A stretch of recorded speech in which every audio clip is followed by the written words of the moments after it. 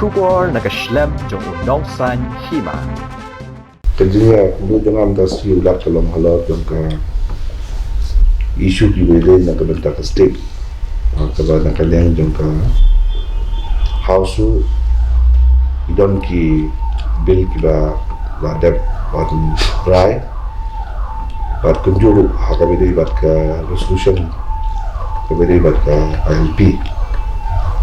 apa jadi kedua bentak si ulat kalau jadi kedua ke basuk penat kalau ngui bahawa nak kalian jong udan kan mesin jong ke sutu dia kini ki an ki ba kuat yang kawan penting kam pasti ke joni bat khamtam hakabede bat ka MRSSA amendment 2019 baka house kala adoption ya ka rai nakawal kasong ban ay ka amendment ka MRSSA nakalang governor mula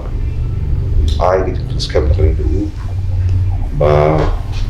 usul hab jumot halal tani dia dan tangkat tu kan dia kibat nakalang dulu ulang kami ka ban bisyar ha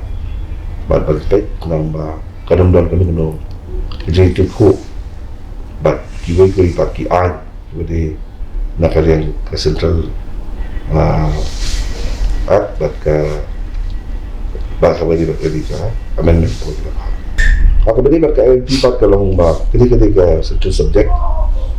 bat kadi ka betay ka central government ako ba pagpay bat simin ko mo ba kadi kadi bat ka siyang haka Ministry of Home Affairs ako ba pagpay